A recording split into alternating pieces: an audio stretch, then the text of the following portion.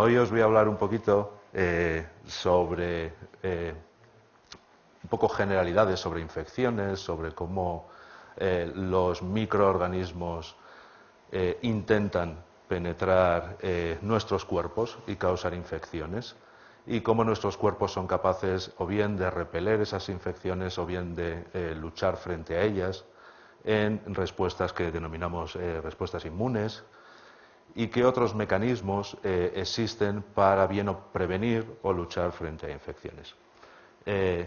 Contaré un par de cosillas de temas de investigación que hacemos en mi laboratorio y que hemos venido haciendo durante los últimos 20 años, como digo, que tratan sobre una enfermedad en particular, el papel de unas células del sistema inmune que se llaman macrófagos, que se dedican a comer bacterias, y sobre un trabajo que hemos hecho últimamente sobre el diseño de moléculas artificiales diseñadas químicamente, que son capaces no solo de matar bacterias, sino también de modular la respuesta inmunológica frente a la infección. Entonces, como ustedes sabrán, existen 4 grandes grupos de microorganismos que son capaces de inducir infecciones. Tenemos los virus, que producen enfermedades conocidas por todos, como la polio, viruela, gripe, paperas o sida. Bacterias, que es un gran grupo que se puede subdividir en varios subgrupos, pero que en general son bastante homogéneas, más homogéneas entre ellas que con los virus, y que producen enfermedades como tuberculosis, cólera, lepra, sífilis, y la enfermedad que nosotros estudiamos, que se llama enfermedad de Lyme, y que contaré un poco de ella un poco más adelante. Luego tenemos el grupo de los hongos, que producen enfermedades conocidas como la candidiasis, la tiña, aspergilosis o criptococosis. Y por último, parásitos que producen enfermedades conocidas como la malaria, leishmaniasis o paludismo, entre otras. En esta gráfica, que está un poco ya anticuada, es de hace 3 años, se detalla en todo el mundo las causas de mortalidad más frecuentes por orden de frecuencia. Y he señalado aquellas que están causadas por agentes infecciosos, entre las que se encuentran infecciones pulmonares y otras infecciones de vías respiratorias, enfermedades diarreicas, incluyendo el cólera, por ejemplo, el SIDA o la tuberculosis. Y en total, de casi un 17% de las muertes que se produjeron en el año 2010 fueron producidas por agentes infecciosos, lo que da una idea de la importancia, a pesar de los avances que hemos hecho frente a las infecciones, la importancia que tienen todavía estas enfermedades en la mortalidad humana. Esta figura es un poco no es completamente real, porque es una media de lo que ocurre en todo el mundo. Si dividimos las causas de muerte por regiones, veremos que hay mucha disparidad entre distintas regiones. Lo que más destaca en términos de enfermedades infecciosas y parasitarias, así como infecciones respiratorias, que también son infecciones, son que la gran mayoría de muertes ocurridas, sobre todo en el África subsahariana, ocurren debido a estas enfermedades. Sin embargo, si nos desplazamos al primer mundo, en Europa occidental, por ejemplo, la causa mayor de muertes es debida a neoplasias y otros tumores, en general al cáncer. Por lo tanto, y esto es algo que aparece en los telediarios todos los días, se sabe que las enfermedades infecciosas que matan, incluyendo malaria, el cólera y otras enfermedades infecciosas, son enfermedades típicas de países menos desarrollados que los de Europa occidental. ¿Y por qué en los países desarrollados no existe tanta mortalidad debido a enfermedades infecciosas? Pues existen un par de gran causas en las que me voy a parar un poquito. La primera es el desarrollo de vacunas. Las primeras vacunas se empezaron a diseñar y a producir en el siglo XVIII. Las vacunas se le atribuyen, la primera, a Edward Jenner, que hizo una cosa horrorosa, que fue que inyectó a su propio hijo para ver si la vacuna que había inventado funcionaba o no, y afortunadamente funcionó.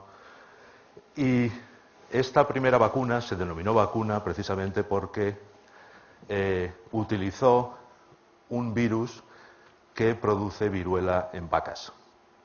Este virus lo utilizó para inocular y producir una enfermedad más suave, más atenuada que la que producía la viruela humana, y cuando esos individuos eran reinfectados con el virus de la viruela humana, estaban protegidos, ya no desarrollaban la enfermedad.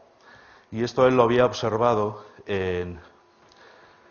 al ver a las personas que ordeñaban vacas. Estas personas desarrollaban pústulas en las manos que eran debidos a una infección causada por el virus de la viruela vacuna. Y también había observado que estas personas raramente desarrollaban la viruela. Por lo tanto, de ahí se le ocurrió la idea de que utilizando esos extractos de enfermedad que produce enfermedad en la vaca, podría inducir una protección en humanos frente a la enfermedad humana, que es, como sabéis, mortal. El desarrollo de vacunas produjo un descenso inmenso en el número de muertes debidas a enfermedades infecciosas. Estos datos, que se corresponden a un país desarrollado, como por ejemplo Estados Unidos, demuestra que la reducción en las muertes causadas y en los casos de diversas enfermedades infecciosas ha sido dramática. En algunos casos, como la viruela, es de un 100%. La viruela es la única enfermedad que es considerada oficialmente erradicada en el mundo, porque hace ya varios años que no se da ningún caso en humanos. Sin embargo, en otros casos en los que la vacunación se produce, esta es efectiva y el número de casos también se reduce en porcentajes muy próximos al 100%. Ahora, esto da lugar a dos concepciones falsas. Una, que las enfermedades infecciosas deberían desaparecer del mundo, y eso no es cierto porque las vacunas no son accesibles en todos los lugares del mundo de la misma manera. Y segundo, hay muchas enfermedades infecciosas en las que, a pesar de los esfuerzos, no se ha conseguido producir una vacuna que sea eficaz. Un caso muy típico y que aparece mucho en la prensa es el del virus que causa el SIDA, en el que, a pesar de más de 20 años de intentar producir una vacuna que fuera capaz de prevenir la infección frente al virus, han tenido muy poquito éxito. Aunque ha habido noticias últimamente en los que el éxito, medido siempre relativamente, ha sido un poquito más elevado que anteriormente.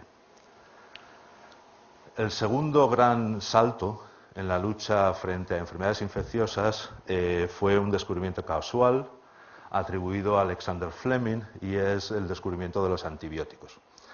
Y según cuenta la leyenda, estaba creciendo unas bacterias que se fueron olvidadas, se le olvidó en el laboratorio, y cuando volvió observó que se le habían contaminado, cosa que suele pasar en el laboratorio. Lo que había contaminado esas placas era un hongo, y lo que él observó, cuando cualquier otra persona hubiera tirado las placas a la basura, es que alrededor del hongo no crecían bacterias. Por lo tanto, dedujo que el hongo estaba produciendo alguna sustancia que era capaz de o bien matar o inhibir el crecimiento de esas bacterias. Y de hecho esa sustancia es la penicilina, el hongo es el Penicillium notatum, y este fue el primer antibiótico que salvó muchísimas vidas durante la Segunda Guerra Mundial, por ejemplo. Este efecto es muy claro en esta figura. En esta figura se observan los dos efectos combinados, el efecto de las vacunas, del desarrollo de vacunas y también del uso de antibióticos, y corresponden a los años 1900 y 2010 en los Estados Unidos. Hay dos conclusiones que se pueden extraer. Una es que el número de muertes ha descendido dramáticamente, a aproximadamente la mitad de casos, y que las causas de muerte han cambiado muchísimo. Al principio, casi la mitad de las muertes en Estados Unidos eran debidas a infecciones, mientras que en el año 2010 el número de infecciones que causaban muertes era bastante más reducido. Por lo tanto, ambos descubrimientos, ambos desarrollos, el desarrollo de las vacunas y el desarrollo de los antibióticos, han tenido una enorme influencia a la hora de controlar, sobre todo en algunos sitios de la Tierra, más que en otros, la aparición de enfermedades infecciosas. Ahora, todo avance tiene su problema. Las vacunas tenían el problema de la distribución y de organismos infecciosos que eran difíciles de manipular para obtener vacunas. En el caso de los antibióticos tenemos un problema añadido, que es la aparición de resistencias. Y la aparición de resistencias se debe a diversas causas. Si alguien vio Salvados la semana pasada, probablemente recuerda algunas de las causas que se atribuyeron a la aparición de resistencias, que fue el uso indebido de antibióticos en animales de granja. Puede ser una causa, y de hecho estoy de acuerdo con ello, pero no es la única causa. Hay otras causas, como el uso indebido de antibióticos, la gente que no termina sus tratamientos de antibióticos, lo que produce la muerte incompleta de las bacterias que están causando la infección, con el resultado de que las bacterias que quedan probablemente son aquellas que resisten mejor los niveles de antibiótico que están siendo administrados, y esas resistencias pueden ser transmitidas porque tienen un origen genético en muchos de los casos. Y uno de los ejemplos es el de Staphylococcus aureus, que es un ejemplo importante porque es un organismo, un microorganismo que produce infecciones en los hospitales, lo que se llama infecciones nosocomiales. Y produce infecciones sobre todo en los hospitales porque los pacientes que acuden a los hospitales generalmente sufren de alguna enfermedad y por lo tanto su sistema inmune, que es el que supuestamente debería luchar en primera instancia contra estas infecciones, no está en su mejor estado y por lo tanto induce a que la infección se pueda establecer. Y si además esas bacterias tienen la resistencia, pues tenemos una combinación bastante letal que causa bastantes problemas en estos hospitales. Ahora, todo esto parece muy terrible, parece que estamos rodeados de microorganismos que nos quieren matar, hay muchísimas clases, por lo tanto, no hay una única manera de cargárnoslos a todos antes de que entren en el organismo, si entran, cuando entran, y la realidad es que no sufrimos tantas infecciones como pudiera parecer por el hecho de que estamos rodeados de microorganismos. Y eso es porque tenemos mecanismos de defensa a varios niveles que o bien prevén la entrada de microorganismos y el establecimiento de infecciones, o bien eliminan las infecciones al principio de producirse estas, o bien atacan las infecciones una vez que están más avanzadas. Las infecciones ocurren cuando los microorganismos entran o a través de la piel o a través de tejidos de mucosa. La piel, como saben, es el órgano más amplio y supone una barrera física a la entrada de microorganismos en el cuerpo. Las mucosas también tienen sus propios mecanismos para evadir la unión y la posterior entrada de microorganismos en el cuerpo, que veremos un poquito más adelante. Para mi propio interés, por el tipo de trabajo que nosotros hacemos, a mí me interesan unos tipos especiales de microorganismos que son capaces de atravesar la piel porque otros les hacen el trabajo. Y esos otros pueden ser artrópodos que no tienen como objetivo infectar a vertebrados o a mamíferos, sino que los microorganismos se aprovechan de que los artrópodos van a atravesar la piel porque quieren coger sangre para usar esa vía de entrada dentro del cuerpo.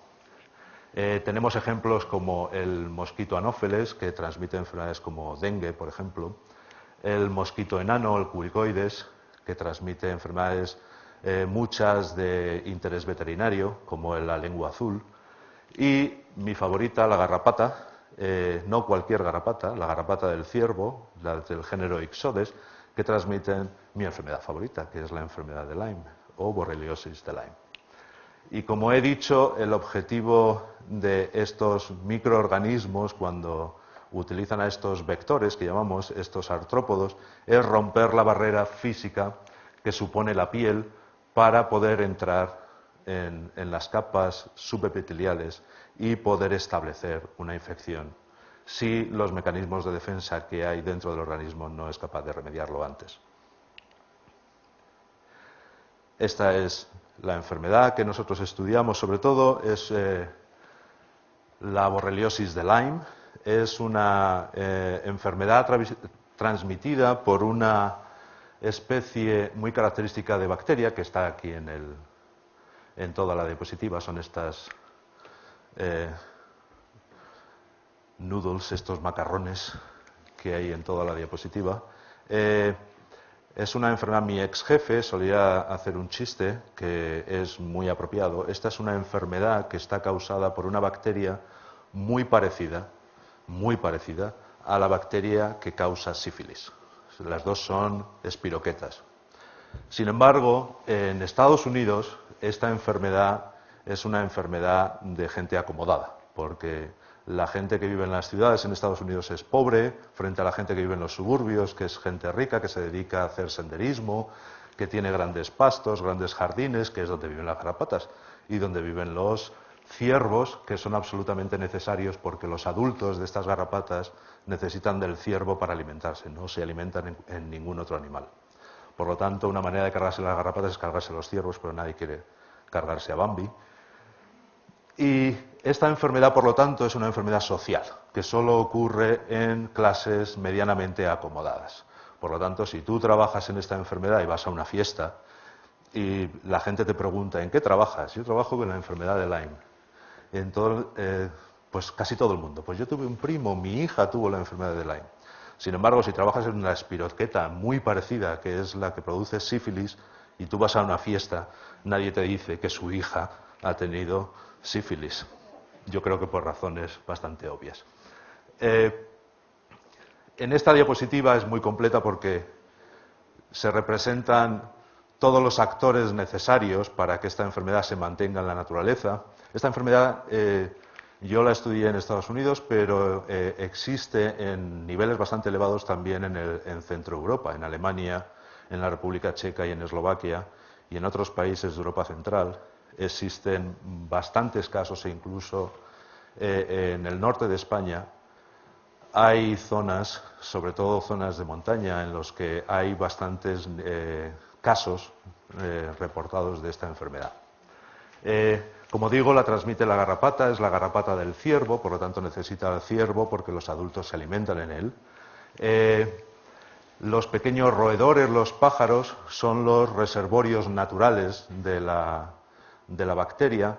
Las garrapatas tienen 3 estadios en su vida, son larvas, luego se alimentan y se transforman en ninfas, se alimentan de nuevo y se transforman en adultos, se alimentan de nuevo, ponen huevos y mueren.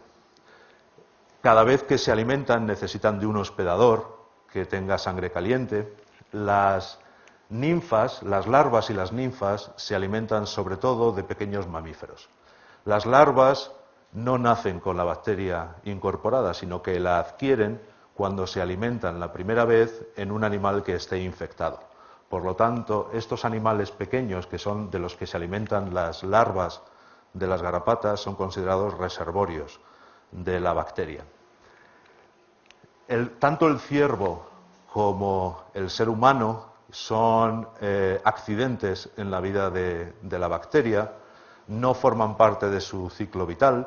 Sin embargo, las garrapatas se alimentan de todo lo que tenga sangre y, por lo tanto, si un humano pasa, se va a pegar al humano y producir la enfermedad.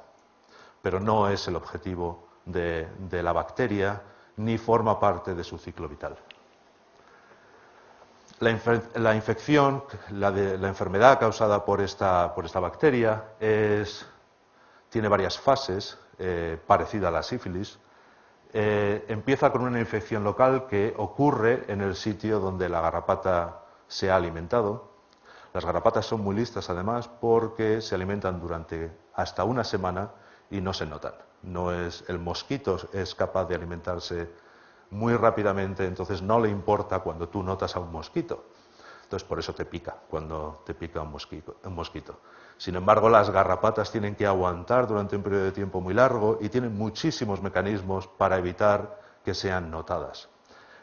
Y durante todo este tiempo se van alimentando y van depositando las bacterias en la piel y en un principio esas bacterias se quedan en esa zona donde han sido depositadas y crean una respuesta inflamatoria que tiene esta forma muy típica de anillo que se denomina erythema migrans. Esto suele estar acompañado por síntomas poco específicos como fiebre, dolores de cabeza, que en principio, si no tienes un eritema, hacen dudar al médico, a no ser que vivas en una zona endémica, de que realmente estás padeciendo la enfermedad. Pero si es detectada a tiempo en esta fase, es tratada muy fácilmente con tetraciclinas y eliminada. Que es lo que le sucedió a este señor, que es un paisano que trabajaba conmigo.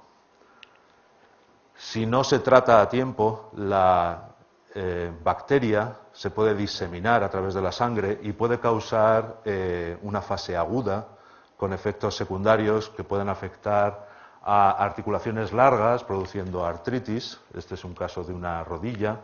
Es curioso, pero generalmente artritis solo afecta a una de las dos rodillas y no se sabe muy bien cuál es la causa. También puede causar en algunos casos infecciones e inflamación en el corazón, produciendo carditis y periodos de arritmia, con casos extremos en los que es necesario la introducción de un marcador de pasos. Eso es, un marcador de pasos temporalmente. Y en algunos casos, y este es un síntoma que también aparece muy a menudo en Europa, ocurren periodos de parálisis facial. Y si en este estadio la enfermedad es muy difícil de tratar porque la espiroqueta, la bacteria, está ya diseminada en todo el cuerpo, entonces hay zonas en las que es difícil que los antibióticos lleguen. Los regímenes de antibióticos suelen durar 1 o más meses por vía intravenosa y son bastante desagradables. Y en algunos casos existe documentada una fase crónica, también diseminada, que es más controvertida porque se ha sugerido que esta fase tiene algún componente relacionado con la autoinmunidad. La bacteria es capaz de inducir una respuesta inmune que no es apropiada para luchar contra la bacteria, pero sin embargo induce que las propias células y órganos y tejidos del cuerpo sean atacados por el sistema inmune. Aunque esta fase, como ya digo, es bastante controvertida en el campo.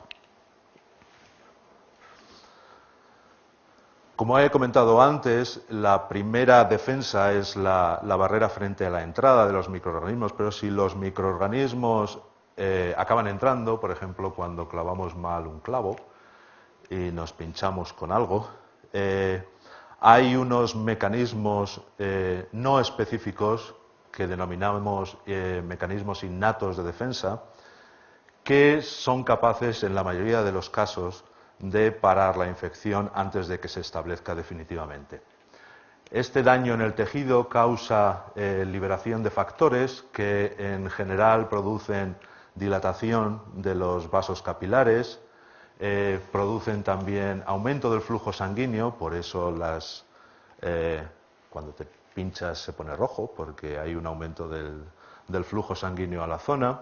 También aumenta la permeabilidad de los vasos capilares con la salida de líquido y otros compuestos, incluyendo células que van a venir a atacar a esas bacterias, y eso es lo que produce también la hinchazón cuando nos pinchamos algo en un dedo. Todos estos mecanismos, incluyendo la introducción de compuestos activos, son capaces de atraer células del sistema inmune que tienen como función mayoritaria la de comerse a las bacterias. Son células fagocíticas y entre ellas tenemos los neutrófilos, con este núcleo tan raro, y los macrófagos. Estas células, sobre todo los neutrófilos, aparecen en zonas de daño de tejidos muy rápidamente y son capaces de empezar a atacar cualquier bacteria que se haya introducido en el organismo de una manera rápida.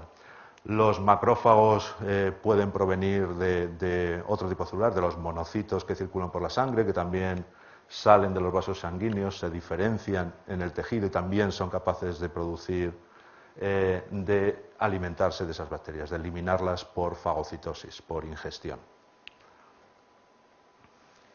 Esta es una lista más o menos parcial de todos estos mecanismos innatos de defensa que tenemos. Ya hemos comentado la barrera física.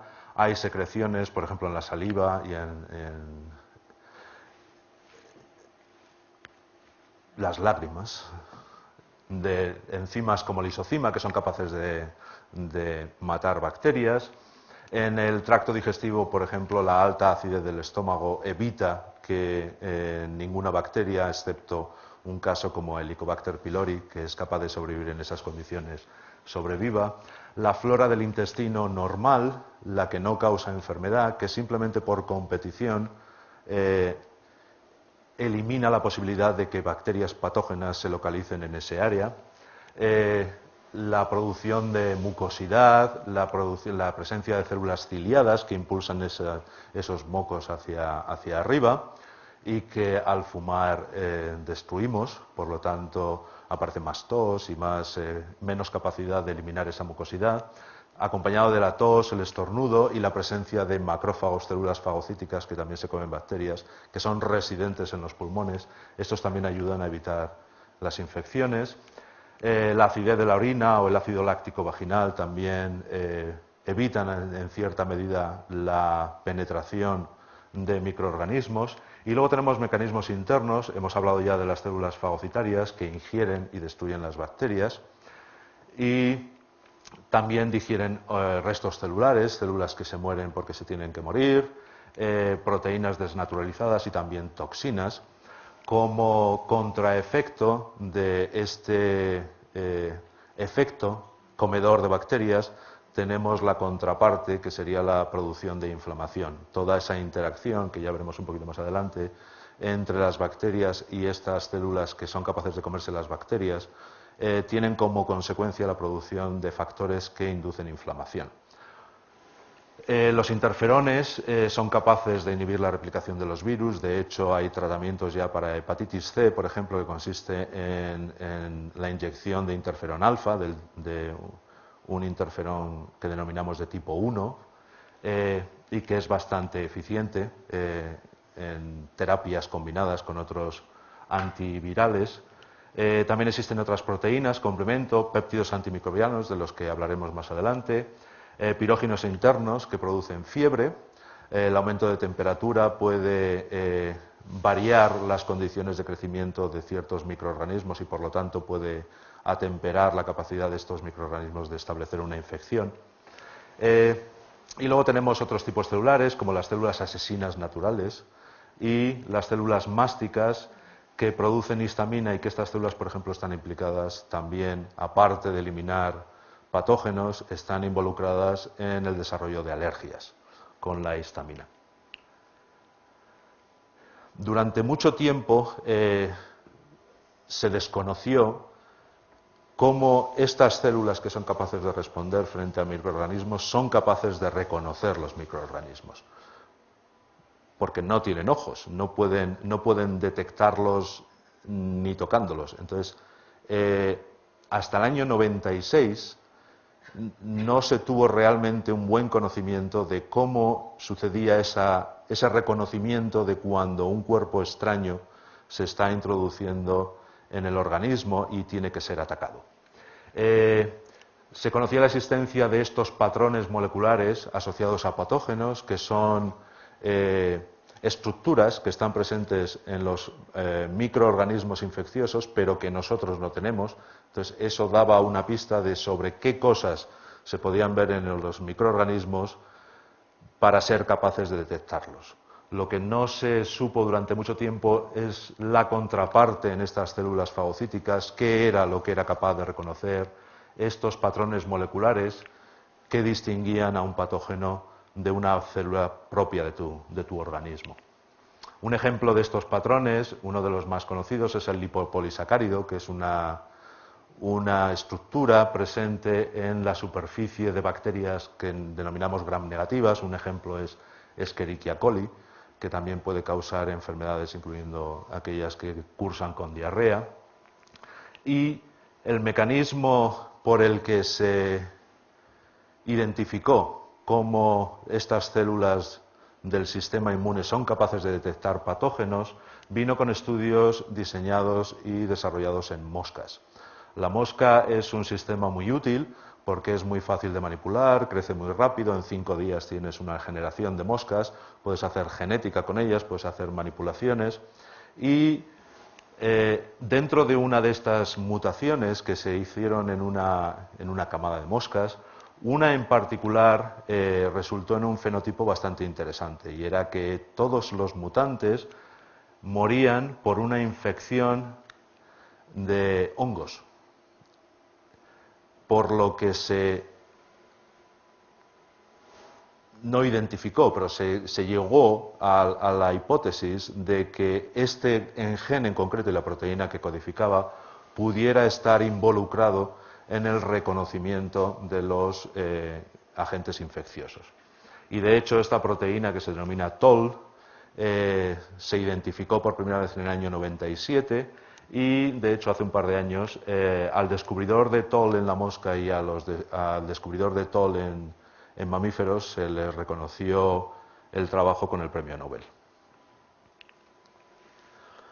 Volviendo un poco a la enfermedad de Lyme y por qué a mí me interesan los macrófagos, que son estas células fagocíticas, en particular de los síntomas que ocurren durante la enfermedad, el que más interés me despierta es carditis. Carditis porque es un síntoma relativamente simple en cuanto al mecanismo por el que cursa y lo que te crea muchas oportunidades para estudiar cómo modularlo y regularlo. En principio, las bacterias se alojan en lo que denominamos la base del corazón, que es la parte de arriba del corazón, cerca de la aorta, y esa invasión por parte de las bacterias produce la infiltración de los macrófagos. Aquí los vemos en verde porque los hemos teñido con un marcador específico de estas células. Estos macrófagos también expresan una molécula en superficie que es capaz de hablar con una clase específica de células asesinas que son interesantes porque producen una proteína que es muy importante para la actividad de los macrófagos en sí. Por lo tanto, existe una especie de círculo cerrado en el que los macrófagos inducen la producción de esta proteína, interferón gamma, que a su vez va a activar a los macrófagos para convertirlos en macrófagos enfadados que son capaces de matar más bacterias. Y de hecho, la manera de demostrar que estas células son las responsables de la producción de este interferón, de esta proteína, es utilizando ratones, en este caso, que no tienen estas células y por lo tanto la producción baja a niveles prácticamente basales. Por lo tanto, estas células son las encargadas de producir interferón en respuesta a su interacción con estas células fagocíticas. Ahora, el interferón es muy importante, como he dicho, porque actúa sobre estas células fagocíticas y las activa. Las hace mucho más fagocíticas, son capaces de ingerir muchas más bacterias y otros productos extraños. Los macrófagos responden a su vez a factores atrayentes, incluyendo aquellos que eran extravasados cuando existía un daño local. Cuando reconocen a las bacterias como producto secundario tenemos la producción de productos que inducen inflamación. Uno de los más importantes es el TNF, pero también hay otros. Como hemos visto antes, producen fagocitosis. También son capaces de ingerir bacterias que han sido rodeadas por anticuerpos, lo que llamamos opsonización. Por lo tanto, son también hacen dos tipos de fagocitosis directa y aquella que está mediada por anticuerpos, que son producidos una vez que la respuesta inmune adquirida, la que más tarda en producirse, la más específica, se ha producido finalmente. Entonces, durante bastantes años, en el caso concreto de Borrelia, que aquí la tenemos en verde porque produce una proteína de ese color, que la puedes ver cuando la alumbras con luz ultravioleta, con luz fluorescente, en tamaño, en libertad, tiene esta forma, es bastante alargada. Si la comparáramos con un macrófago, sería prácticamente de la longitud del macrófago. Por lo tanto, cuando los macrófagos se comen estas bacterias, las transforman en donuts. Las tienen que recoger en circulitos porque de otra manera no cabrían dentro de la célula. Por lo tanto, un marcador de que estos macrófagos se han comido las bacterias es que éstas aparecen como pequeños círculos, roscos. Esto está muy bien, esto se había visto antes. Lo que no se conocía era cómo se reconocen estas bacterias, cuáles son los receptores que son específicos para esta bacteria y que causan que sea ingestada por el macrófago. Entonces, un trabajo reciente demostramos que una proteína en concreto, en cooperación con otra de superficie, esto es el receptor de complemento 3, es un receptor fagocítico de esta bacteria en concreto. Lo que no indica que todo nuestro conocimiento haya llegado a su final, porque la cosa se complica cada vez que sabes algo más. Descubres que hay mucho más de lo que no sabes. Durante ese trabajo descubrimos que al menos hay dos tipos de fagocitosis de Borrelia, de este microorganismo, que tienen funciones muy distintas. La fagocitosis mediada por estos receptores en concreto modulan la respuesta inflamatoria, la rebajan, son capaces de inducir menos inflamación que en condiciones normales. Sin embargo, la fagocitosis mediada por otros receptores que aún están sin identificar y los que estamos buscando, mediados por proteínas de la familia de los TOL, la de la mosca, induce respuestas positivas y proinflamatorias. Por lo tanto, la respuesta global del macrófago en términos de tanto de eliminación de bacterias como de producción de inflamación es la suma de todas las actividades mediadas tanto antiinflamatorias como proinflamatorias, y es un mecanismo de modulación y equilibrio entre ambos sistemas, con la consecuencia de tener inflamación y carditis o menos inflamación y menos carditis. Por lo tanto, es importante conocer qué otros receptores están involucrados en esta ingestión, la ingestión de estas bacterias, para intentar modular la respuesta global que se está dando a nivel local en el corazón infectado. Volvemos un poco a los mecanismos innatos de defensa, porque les quiero contar un poquito, aunque vamos un poquito de tiempo para allá, sobre péptidos antimicrobianos, que es un trabajo que hemos desarrollado últimamente. Los péptidos antimicrobianos son muy interesantes porque ejercen dos funciones básicas. Son capaces de matar bacterias directamente por contacto en su superficie, pero a la vez son capaces de atraer e incrementar la función de células inmunes. Y esta función dual las hace muy interesantes para definir nuevos candidatos antimicrobianos. Un ejemplo de uno de los péptidos antimicrobianos naturales es el LL37, pero que está aquí descrito, pero una característica general de todos estos péptidos antimicrobianos, que es muy interesante y que se aprovechó para diseño de nuevas moléculas, es que si los miras, una parte es totalmente hidrófila, le gusta el agua, mientras que la otra parte es hidrófoba, no le gusta para nada el agua.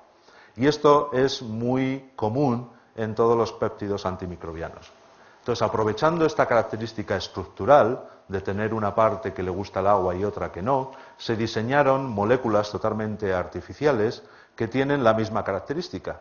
Una parte es hidrofílica, que le gusta el agua, y la otra parte es hidrofóbica, que no le gusta el agua. Solamente utilizando similitudes estructurales entre los antimicrobiales y estas moléculas inorgánicas, que de hecho son mucho más pequeñas que estos péptidos. ¿Cómo funcionan estos péptidos? Estos péptidos, debido a esa característica entre la parte que le gusta el agua y la parte que no le gusta el agua, son capaces de integrarse en la membrana de la bacteria y formar estructuras de poro que lo que inducen es al escape de todo el material intracelular de la bacteria y la disrupción de la membrana y la muerte de esas bacterias. Por lo tanto, este es el mecanismo por el que matan a las bacterias directamente. Un problema importante en algunas de las infecciones es que aunque destruyas las bacterias, los productos que van a ser reconocidos por el sistema inmune todavía pueden estar dispersos por el organismo y ser reconocidos como factores que pueden inducir inflamación. Uno de estos casos es el ácido lipoteicoico, que está presente en bacterias que denominamos gram positivas, por ejemplo, Staphylococcus, la bacteria que desarrolla este tipo de resistencias en hospitales. Esta es la estructura del ácido lipoteicoico, que es capaz de unirse en la superficie del macrófago y otras células a una versión de esos TOL de la mosca y inducir la producción de factores proinflamatorios. Por lo tanto, en algunos casos, aunque se usen antibióticos que maten las bacterias, estos productos libres pueden ser capaces todavía de producir inflamación. Una característica muy interesante de un grupo de compuestos inorgánicos que estudiamos era que estos compuestos son capaces de unirse al ácido lipoteicoico, como se puede observar aquí, con el aumento de la absorbancia, y esto impide que ese complejo sea reconocido por la superficie del macrófago. Por lo tanto, a la vez de estar matando a la bacteria por causas directas, tienes un efecto secundario inhibiendo una producción desmesurada de compuestos inflamatorios. Y eso se puede ver muy fácilmente en vivo en modelos animales, en este caso un modelo de infección con Staphylococcus, con el mismo microorganismo de los hospitales. Si los animales son infectados con este microorganismo y tratados con este compuesto inorgánico, tenemos dos consecuencias. La primera es que las bacterias desaparecen debido a su acción directa sobre la pared bacteriana. Y en segundo, la producción de TNF, el Tumor Necrosis Factor, que es un factor muy importante inflamatorio, también se haya extremadamente reducido. Por lo tanto, estos compuestos son muy interesantes porque son capaces de eliminar la bacteria, son capaces de prevenir una inflamación desmesurada y, por su naturaleza totalmente inorgánica, es muy poco probable que induzcan el desarrollo de resistencias. De hecho, comparado con la vancomicina, que es un antibiótico de referencia y de último recurso en muchos sitios, ciertas dosis de estos compuestos producen unos efectos mucho más deseables que la ausencia de tratamiento, en el que la muerte se produce bastante rápidamente. Por lo tanto, a estas dos dosis, el 100% de los animales fueron capaces de sobrevivir libres de bacterias y libres de inflamación, ambos factores bastante importantes. Ese es un grupo, pero la ventaja de trabajar con compuestos inorgánicos es que lo puedes cambiar. Y los químicos, yo no soy químico, pero a los químicos les encanta cambiar distintas zonas de los compuestos orgánicos, mimetizar distintos compuestos y ver qué otras características tienen.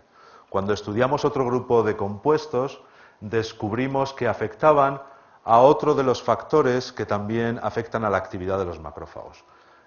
Comenté antes que el interferón gamma es un factor que favorece la activación de los macrófagos, les induce a fagocitar más y también les induce a producir más compuestos inflamatorios.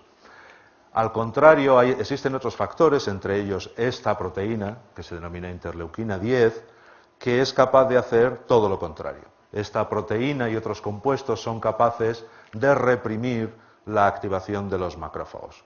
Por lo tanto, en una respuesta inmune normal tienes el juego y el balance entre los factores proinflamatorios y antiinflamatorios y el efecto final es el resultado de a ver quién gana. Cuando estudiamos otro grupo de compuestos, que nosotros llamamos los SMAMs, observamos que los niveles de este compuesto antiinflamatorio, en este caso, son reducidos. Y ahora ustedes dirán, pero tú no quieres inhibir la antiinflamación, porque si estás inhibiendo la antiinflamación estás produciendo inflamación. Bueno, Dios inventó la inflamación por un propósito. Un poquito de inflamación es bastante buena, porque entre otras cosas el TNF induce la expansión de los capilares y por lo tanto favorece la entrada de más macrófagos.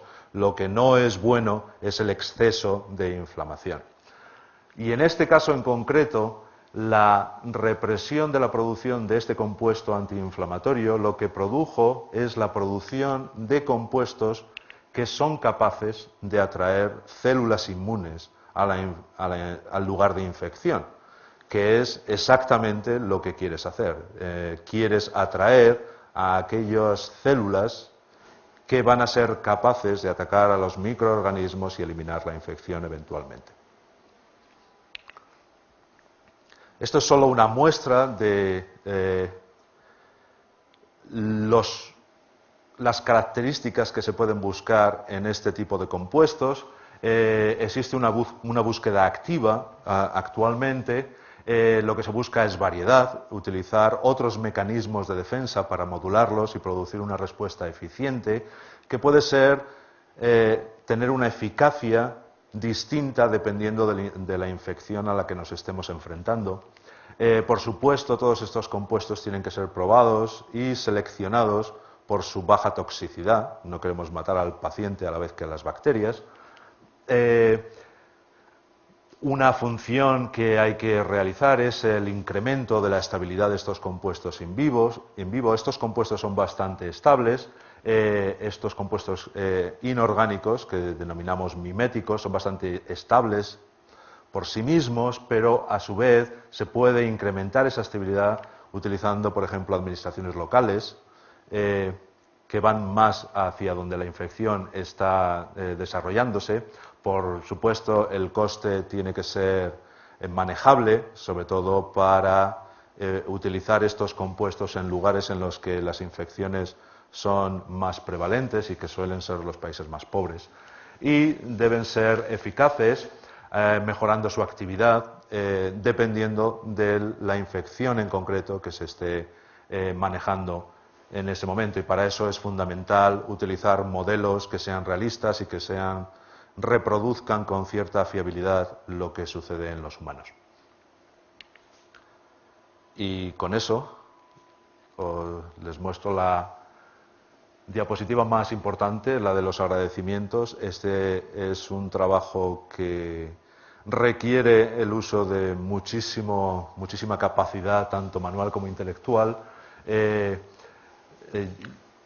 Yo estoy, como dije antes, en el CIC Bioune. Tengo un grupo compuesto por Itziar, Martín, Nicolás, Navasa, Julen Cortázar, que es un estudiante de doctorado que acaba de empezar, y Estíbaliz Atondo, que es una técnico en formación, que es bastante buena.